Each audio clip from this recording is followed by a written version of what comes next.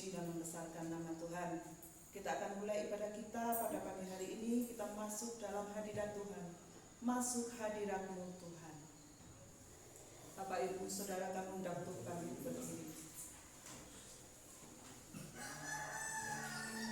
Dengan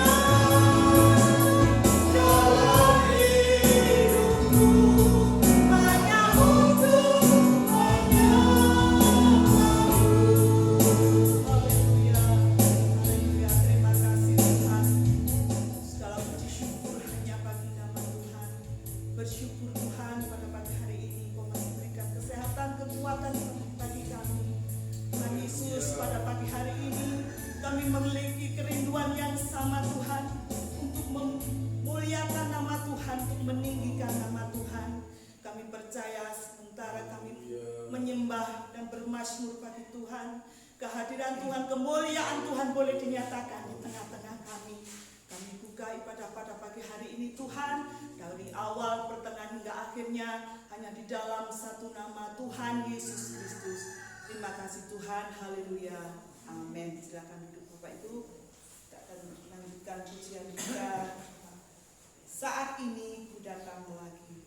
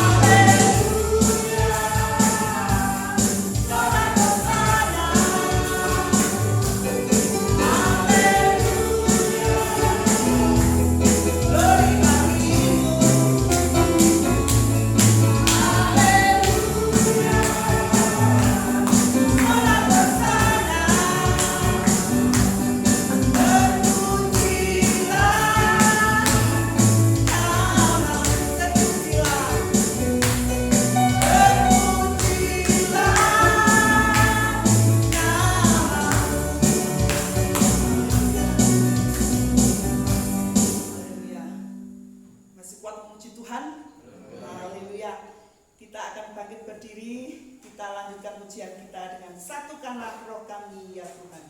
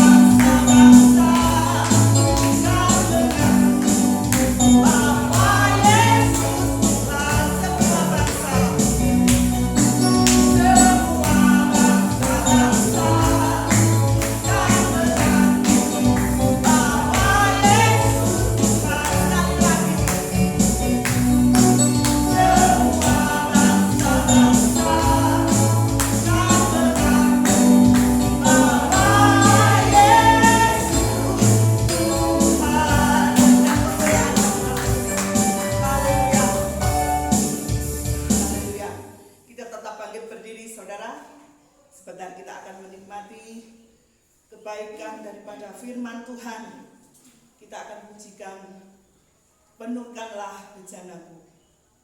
Aku datang bersujud di hadapan-Mu.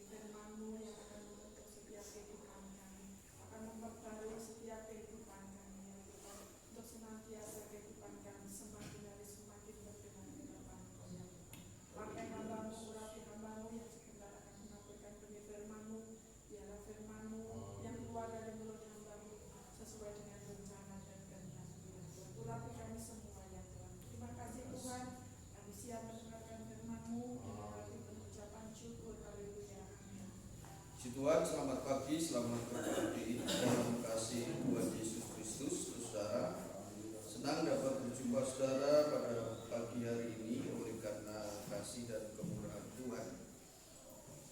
Saudara yang dikasihi oleh Tuhan, mari kita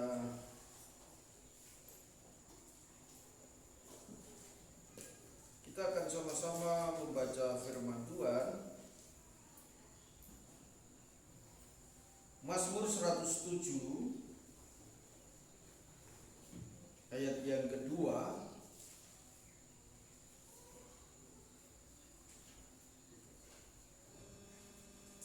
Mazmur 107 ayat yang kedua, demikian bunyi firman Tuhan.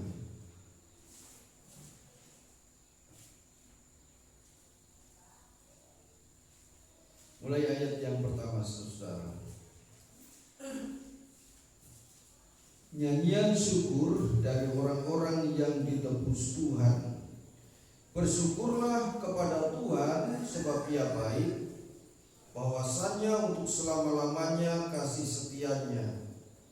Biarlah itu dikatakan orang-orang yang ditebus Tuhan, yang ditebusnya dari kuasa yang menyesatkan, yang dikumpulkannya dari negeri-negeri, dari timur dan dari barat, dari utara dan dari selatan.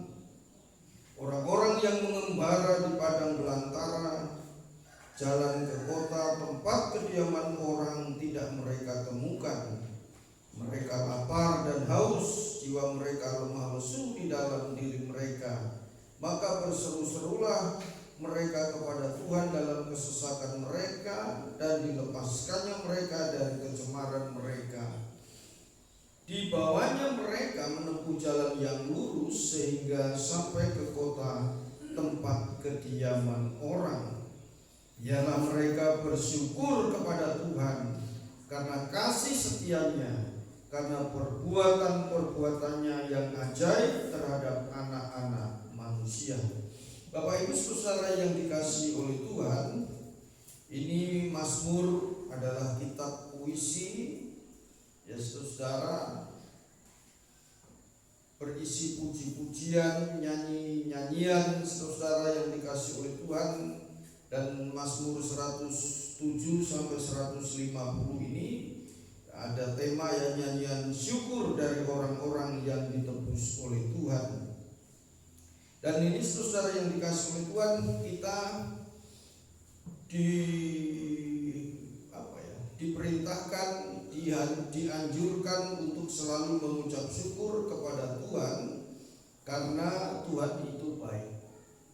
Amin, saudara. Jadi kalau orang yang bisa bersyukur itu adalah orang yang merasa kebaikan Tuhan di dalam hidupnya. Saudara, apakah saudara dan saya masih bisa mengucap syukur bahwa Tuhan itu baik? Kita mengucap syukur Tuhan sungguh baik di dalam hidup kita.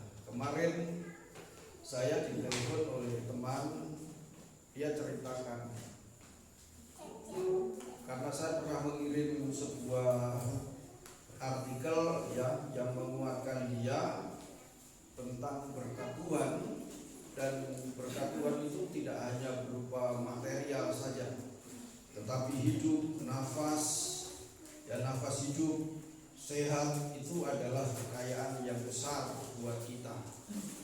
Lalu dia katakan, kenapa kita harus mengucap syukur ya Pak Pendeta ya? Karena kita menikmati kebaikan Tuhan sepanjang hari ini. Coba kalau kita lihat di rumah sakit, ya, oksigen berapa banyak dia keluarkan untuk orang yang sakit hanya untuk menghirup udara oksigen saja. Lalu dia ceritakan, saudara, pengalaman hidupnya. Iya Bapak, ketika ibu saya di rumah sakit, dia menghirup udara ya oksigen di tabung itu perharinya 25 juta. 25 juta, 5 hari 4 hari ya habis 100 juta. Sampai harta bendanya dijual, ya, tapi akhirnya juga nggak ketolong, juga meninggal. Habis-habisan Bapak, ibu saya hanya karena masuk rumah sakit karena oksigen, biayanya besar sekali.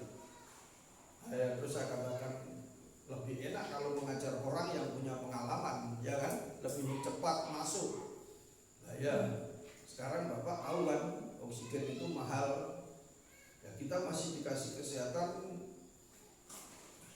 tidak bayar oksigen.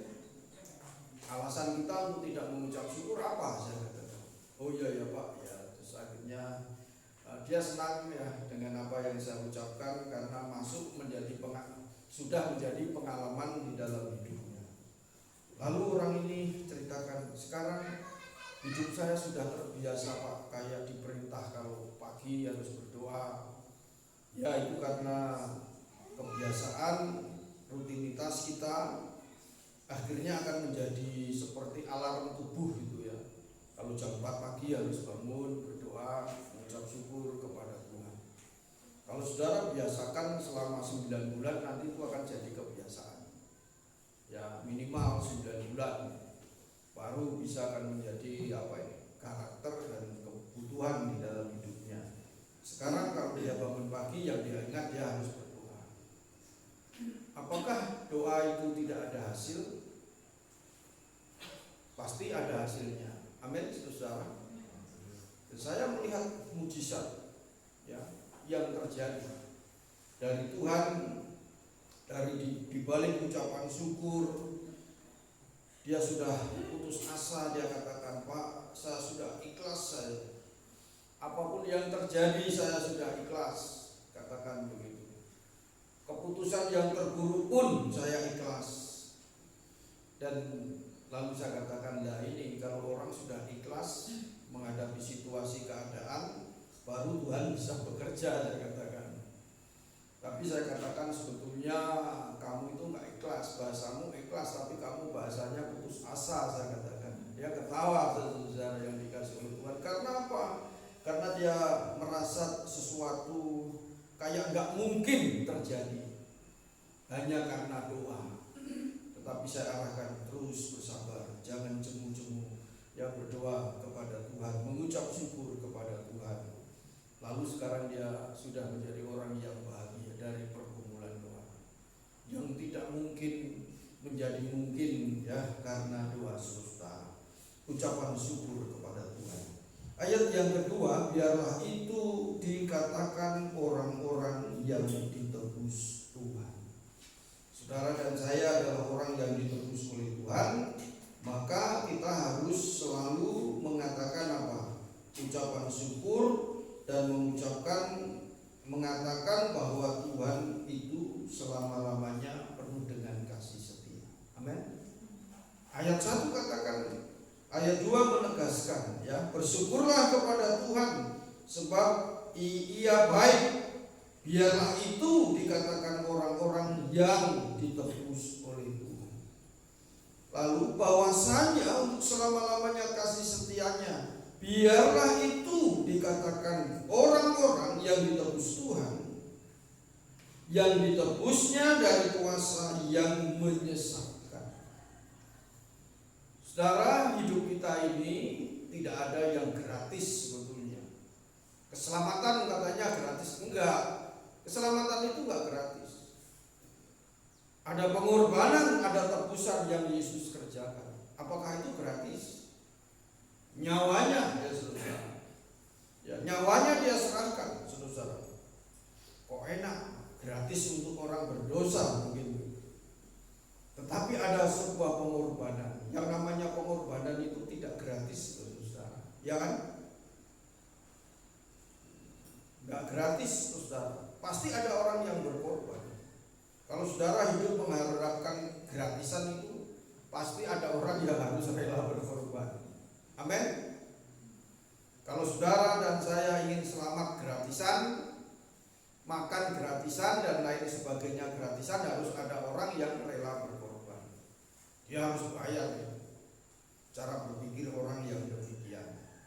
Dan ini saudara, hidup kita kalau kita sadari bahwa kita yang sudah ditebus oleh Tuhan, kewajiban kita mengucap syukur kepada Tuhan. Kita mengucapkan bahwa Tuhan itu selama-lamanya penuh kasih setia, ya saudara. Bagaimana kehidupan orang yang tidak mengatakan, tidak mengucap syukur kepada Tuhan di dalam hidupnya, pasti hidupnya masih dalam kesesatan. Karena firman Tuhan menjelaskan, biarlah itu dikatakan orang-orang yang ditebus Tuhan. Ditebus dari apa?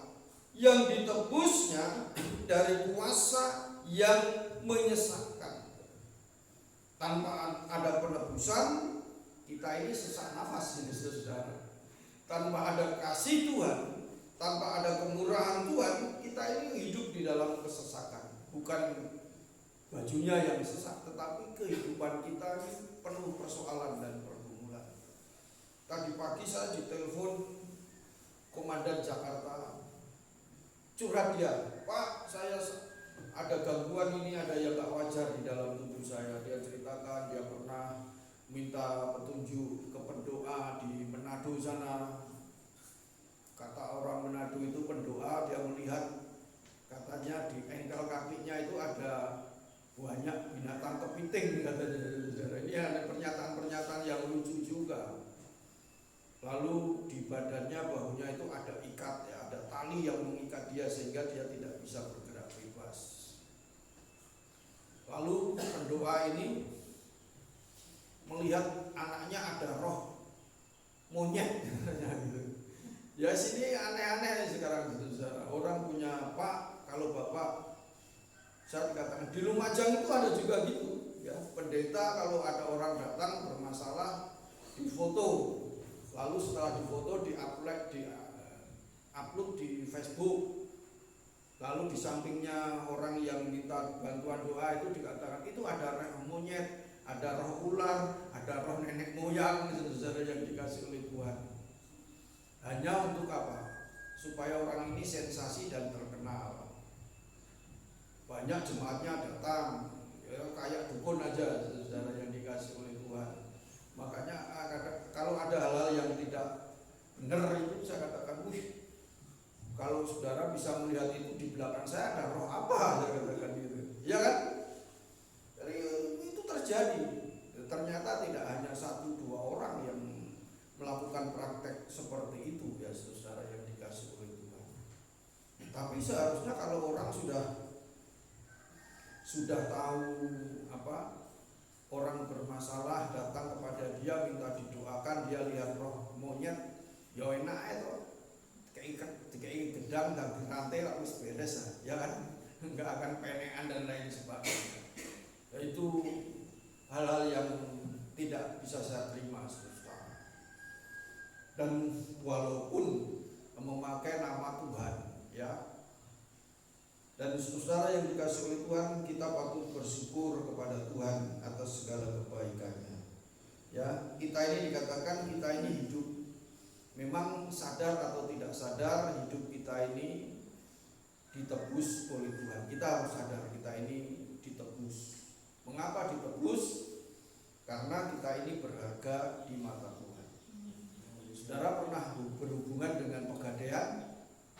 Gak pernah.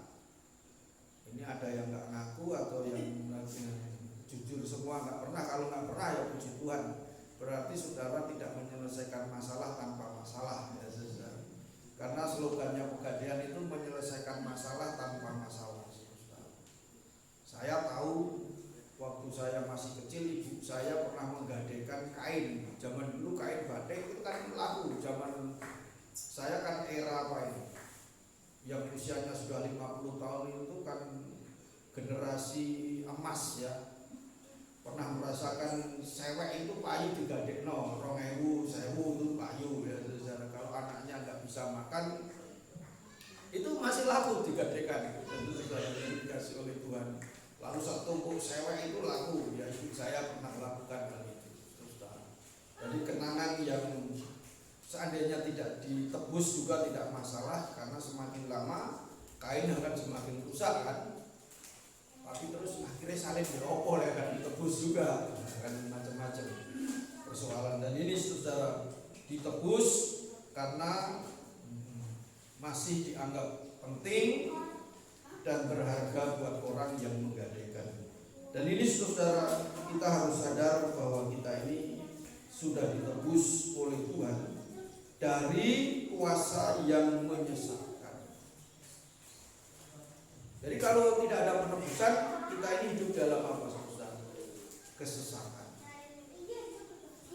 Saya sampaikan sebelum khotbah kepada saudara. Saya tadi menyampaikan tentang penebusan yang Tuhan kerjakan di dalam hidup. Tuhan menebus kita. Ya. Kadang-kala setan itu juga minta tebusan. Ya. Tuhan menebus kita.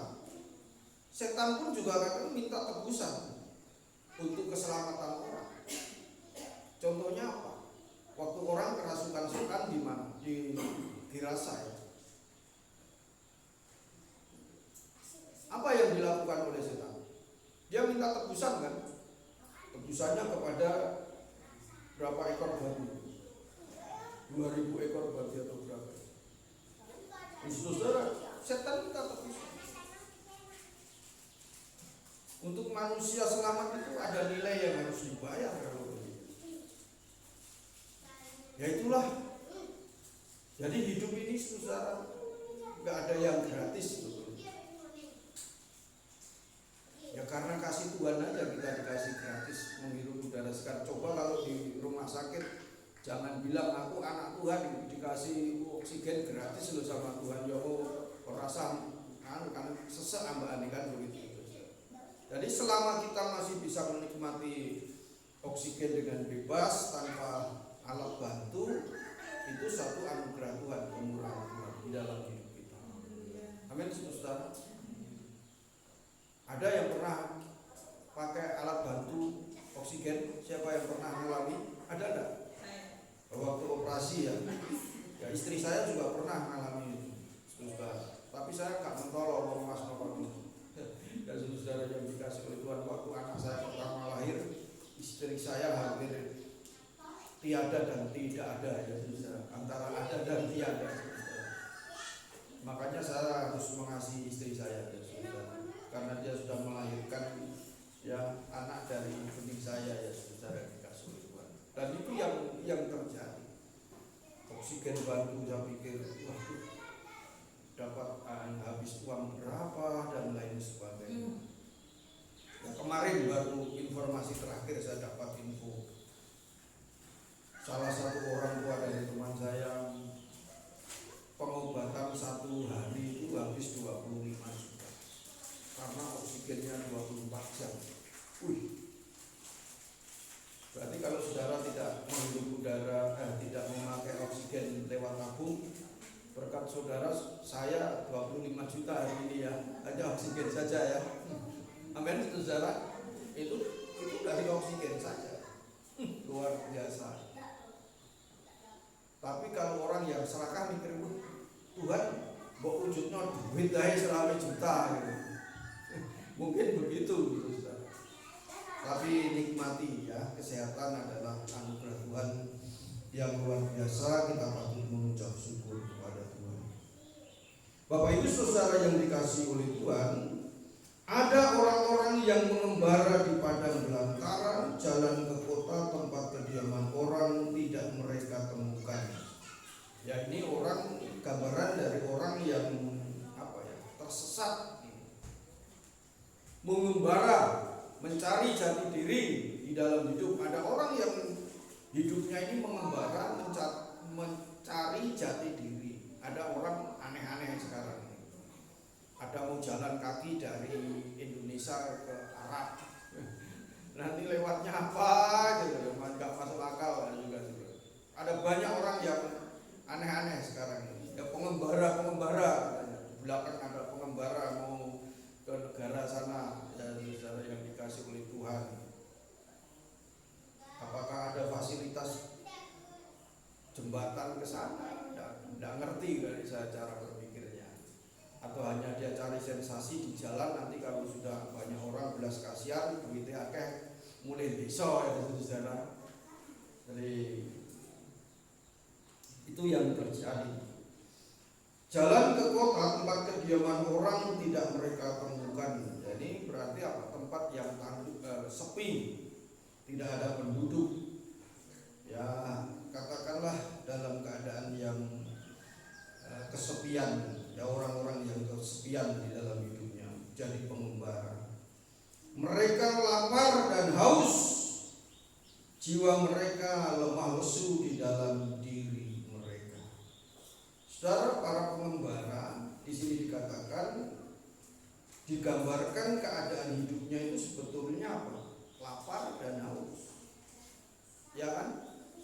Lapar dan haus, lalu jiwa mereka lemah lesu di dalam diri mereka. Sebetulnya bukan orang-orang yang punya spirit yang kuat. Mereka berjalan, ada jati diri, bahkan di YouTube ada yang mengikuti macan katanya, Joko siapa itu, Joko Pendil ya, saudara paham rupanya, kayak lari, ternyata dia makan di mana-mana, berjalan kaki dan nggak masuk akal ya. Orang-orang yang nggak bener ini banyak orang yang percaya ya.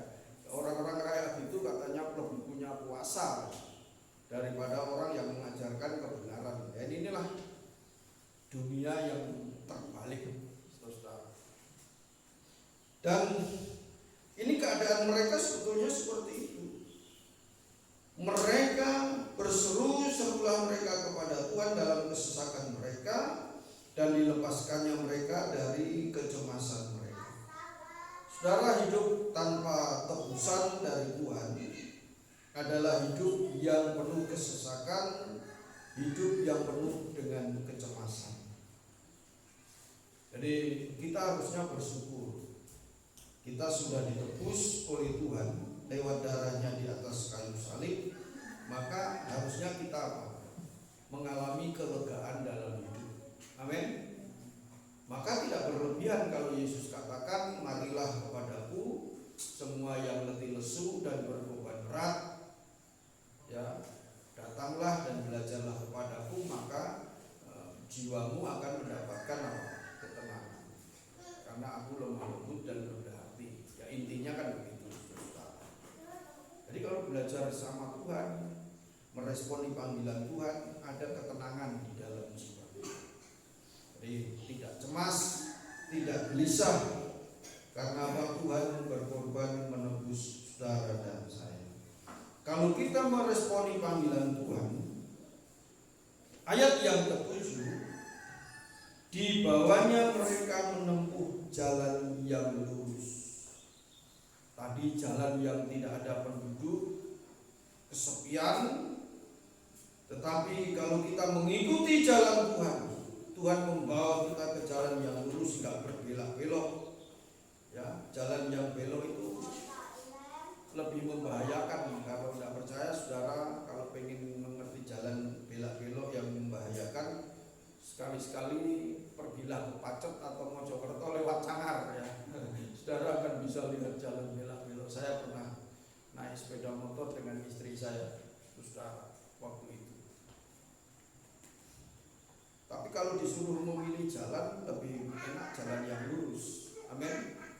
Karena resikonya kan lebih kecil. Dan jalan lurus ini, saudara, pimpinan Tuhan di dalam hidup. Jalan belok-belok itu kan kayak jalannya ular ya.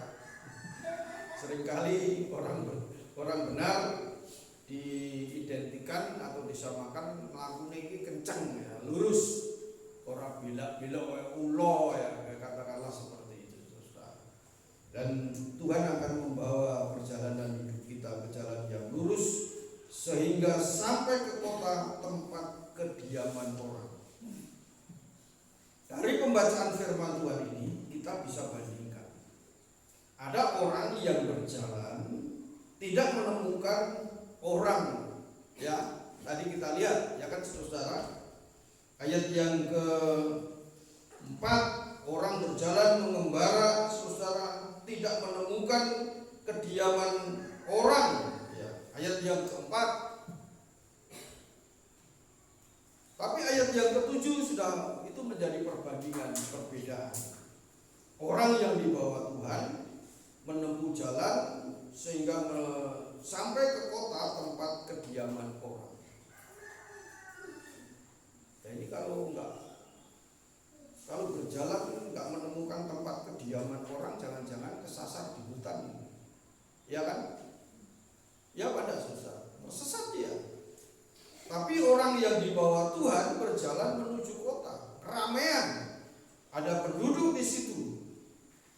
Yang kalau kita masih bisa menikmati suasana ya seperti hidup di kota, ya saudara, kita ini patut mengucap syukur kepada Tuhan. Amin. Pasti Bantul ini satu saat jadi kota, jadi kita bersyukur. Ya, melewati perbaikan jalan, pembangunan sarana prasarana yang sedang dikerjakan itu akan membawa desa kita kan seperti kota. Bersyukur, kita harus bersyukur kepada Tuhan. Ayat yang ke-8, biarlah mereka bersyukur kepada Tuhan karena kasih setianya, karena perbuatan-perbuatannya yang ajaib terhadap anak manusia, sebab dipuaskannya jiwa yang dahaga dan jiwa yang lapar dikenyangkannya dengan kebaikan. Saudara, tadi dikatakan pengembara itu mereka lemah, lapar dan haus, ya kan? Ayat 4 dan 5.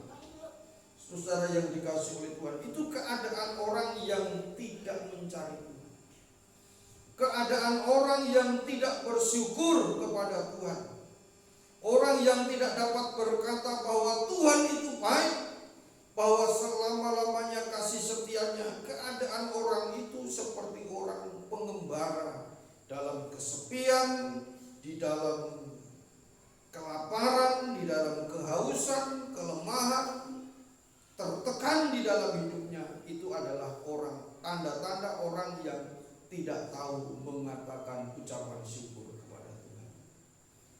Jadi coba kita akan praktekkan, buktikan ya sesuai firman Tuhan. Semakin kita banyak mengucap syukur kepada Tuhan, semakin kelegaan hidup itu akan menjadi bagian dalam hidup kita. Amin. Jangan banyak mengeluh, tapi banyaklah mengucap syukur. Kalau tidak percaya, saudara buktikan.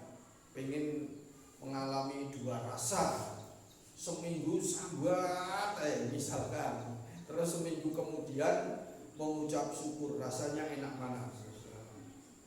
Atau seminggu dulu kita mengucap syukur, belajar mengucap syukur terus, 2 hari sambat, rasanya enak mengucap syukur 5 hari atau sambat 2 hari. Ya kalau ingin membuktikan, aku nggak percaya omongannya Pak Pendeta, ya apa-apa, buktikan dhewe kan lebih percaya. Karena orang yang nggak mengalami nggak akan mudah percaya. Tapi kita diajarkan untuk mengucap syukur kepada Tuhan. Amin. Kita ini sudah ditebus, berarti kita ini berharga di mata Tuhan. Sampai Dia menebus, rela mati. Dan hasil ucapan syukur dikatakan pimpinan Tuhan, kita terima kepuasan jiwa kita, ya, sebab dipuaskannya jiwa yang dahaga. Kalau saudara datang beribadah pada pagi hari ini dengan jiwa yang dahaga, kalau kita tahu mengucap syukur dan mengucapkan syukur, maka dipuaskan jiwa kita yang dahaga, saudara. Kalau jiwa kita lapar, saudara, kita datang beribadah dengan ucapan syukur, mengatakan bahwa Tuhan itu baik. Terima kasih Tuhan, Engkau sudah menebus aku, Engkau mengangkat kesesakan hidupku. Maka dikatakan Tuhan akan mengenyangkan kita dengan kebaikan yang Dia nyatakan dalam hidup. Bukankah saudara dan saya adalah orang-orang yang selalu ingin menikmati kebaikan Tuhan? Amin. Oleh sebab itu jangan lupa mengucap syukur kepada Tuhan, apapun keadaanmu hari ini. Ya, apapun keadaannya, mari kita belajar mengucap syukur di dalam Tuhan. Dan saudara, Karena di balik ucapan syukur itu ada mujizat. Ya, saya sedang bergumul dengan teman, berkali-kali dia katakan, Pak, ini mujizat, ini mujizat, ini mujizat. Karena hanya dengan berdoa ada mujizat yang Tuhan nyatakan. Bahkan yang tidak mungkin menjadi mungkin. Seolah-olah itu terlambat, tetapi Tuhan selalu tepat untuk menolong, tepat pada waktunya. Amin, saudara. Bagi Tuhan tidak ada istilah terlambat, tetapi bagi Tuhan selalu tepat waktu. Ya, mengapa saya harus mengalami pergantian ini sampai 4 kali, Pak, baru Tuhan menyatakan pertolongannya? Ya, karena Tuhan sedang memproses kamu untuk mengenal pribadinya lebih baik lagi, saya katakan. Ya, kamu harus mengalami keputusasaan di titik nol, titik terendah, untuk bisa mempercayai Tuhan, saya katakan. Saudara, lalu saya katakan juga, Tuhan itu juga menuntut tebusan dari kita. Kalau Tuhan menebus kita dengan darahnya, dengan kematiannya, sebetulnya untuk mengalami pertolongan dan mujizat Tuhan juga minta tebusan, tidak gratisan, saya katakan. Apa tebusannya, Pak? Hanya dengan iman, percaya kepada Dia sungguh-sungguh. Maka itu tebusan yang bisa kamu bayar. Dia akan menunggu sampai engkau berani membayar atau menebus imanmu sungguh-sungguh berapa. Saya katakan kepada seorang komandan ini, Tuhan menunggu imanmu sampai seberapa bisa menebus persoalan yang tidak mungkin menjadi mungkin. Dan lalu saya ceritakan pengalaman hidup bersama dengan beliau. Itulah pengalaman dengan Tuhan. Ya, saya katakan, ada doktrin, itu kebenaran firman Tuhan. Ada pengalaman yang tidak bisa diajarkan kepada orang lain, karena pengalaman kita berbeda, ya kan? Pengalaman itu tidak bisa dijadikan doktrin atau kebenaran, karena pengalaman orang lain-lain. Misalkan pengalaman saya katakanlah tidak bisa makan lombok mentah saja. Tapi kalau penggemar lombok mentah, apa bedanya lombok mentah dengan lombok matang? Kan melawan ya. Ya itu pengalaman, tidak bisa. Saya nggak apa-apa ya, Pak, makan lombok mentah. Ya tidak apa-apa, mungkin kamu masih sehat, kuat, organ tubuhnya biasa aja, nggak penolakan ya. Tapi kalau lombok matang saya nggak apa-apa, kan aneh kan? Padahal bahannya sama, kan begitu. Cuman pengolahannya saja yang menjadi masalah di dalam proses pencernaan di dalam tubuh saya mungkin sudah mulai melemah atau sebagainya. Waktu masih muda dulu lombok mentah berapa nggak apa-apa, nggak masalah. Ya, itu pengalaman nggak bisa dijadikan doktrin, saudara. Tapi kalau kebenaran harus disampaikan, ya. Kita bersyukur kepada Tuhan Yesus Kristus. Percayalah bahwa saudara dan saya sudah ditebus menjadi orang yang dibenarkan oleh kuasa darahnya. Saudara yang dikasihi oleh Tuhan, maka kita harus hargakan ya nilai penebusan Tuhan di dalam hidup kita. Apakah di zaman perjanjian lama tidak ada penebusan? Ada. Ya, Adam dan Hawa jatuh dalam dosa pada perjanjian lama supaya dia bisa hidup bebas, tidak malu. Ada binatang yang harus dikorbankan dengan tebusan darah domba. Itu melambangkan pengorbanan Yesus. Abraham, ya saudara, untuk menjadi bapak orang percaya, dia harus mengorbankan anaknya yang bernama Ishak sebagai tebusan dan membuktikan bahwa dia adalah orang percaya. Bangsa Israel untuk menghadap Tuhan Allah pada waktu itu, dia harus membawa tebusan berupa kambing, domba, burung merpati, burung tekukur, ya seperti waktu Yesus masuk di bait Allah, ya waktu masih bayi, Ada tebusan yang harus dikerjakan, saudara. Jadi mari kita mulai berpikir, ya, kita ini ditebus oleh darah Yesus karena kita ini berharga, ya, tidak ada sesuatu yang apa ini? Yang gratis. Firman Tuhan di dalam 1 Petrus 1 ayat 18, sebab kamu tahu bahwa kamu telah ditebus dari cara hidupmu yang sia-sia yang kamu warisi dari nenek moyangmu itu, bukan dengan barang yang fana, bukan pula dengan perak atau emas. Ya, kita ditebus bukan oleh material yang bersumber dari dunia ini. Amin.